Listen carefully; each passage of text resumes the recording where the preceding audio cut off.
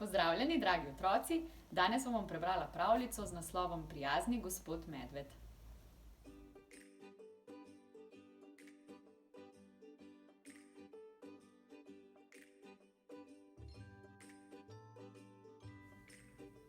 Gospod medved je bil zelo prijazen.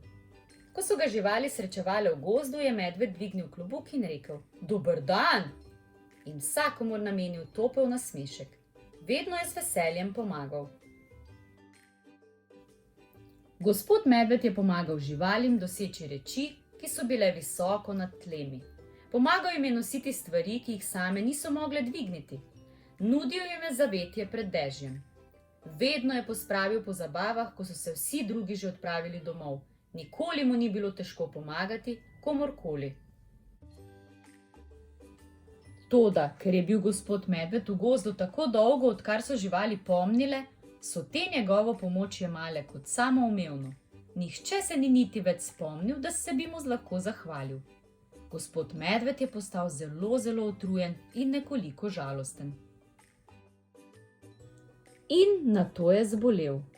Nos je imel ves smrkav, glava ga je bolela in zelo ga je zeblo. Ogenj v njegovem kaminu je ugasnil, toda bil je prešibak, da bi lahko nabral nekaj dračja. Gospod medved je ležal v postelji v svoji votlini. Bil je povsem sam. In dolgo časa se je zdelo, kot da nikomur ni mar za to. Na vrt gospoda Jazbeca je padlo drevo. "Lahko umakneš to drevo, gospod medved," je rekel Jazbec. Toda gospoda medveda ni bilo tam. Veverica je nabrala veliko vrečo lešnikov, toda bila je pretežka, da bi jo lahko odnesla v svojo hišo v drevesni votlini. "Dvignite lešnike, gospod medved," je zaklicala veverica. Toda gospoda medveda ni bilo tam. Družino mišk je ujel dež. Gospod medved, dež nas bo zmočil," so vzkliknile. Toda gospoda medveda ni bilo tam. "Ah!" je zagodrnjala gospa miška. "Vsa sem premočena, kje je tisti medved, kadar ga potrebuješ?"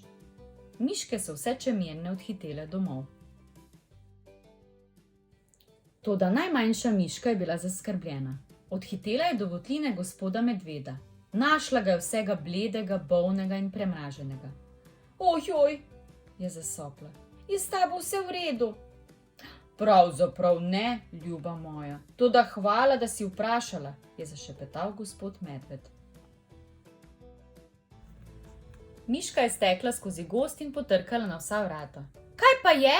so vzkliknile živali. Gospod medved, zbolel je." "Zbolel?" je vzkliknila veverica. "Toda on nikoli ni bolan, vedno je tukaj, nam pomaga." "Ja, toda kdo zdaj pomaga njemu?" je vprašala miška. Živali je postalo neznansko sram. Spomnile so se vseh stvari, ki jih je gospod medved storil zanje in kako malo so one v zameno storile zanj. Pozneje tisti dan je bil gospod medved nadvse presenečen, ko je pred svojimi vrati zagledal vse svoje sosede. Gospod Jazbec mu je prinesel nekaj dračja in kmalu je v njegovem kaminu spet zaprasketal ogenj. Veverica mu je prinesla skodelico svojih najboljših lešnikov in gospa Zajklja mu je skuhala velik lonec korenčkove juhe. Miške so mu prinesle veliko odeje, v katero se je gospod medved ovil in kmalu mu je postalo prijetno toplo. Živali so izmenjaje posedele z gospodom medvedom in pazile nanj, dokler se ni počutil bolje.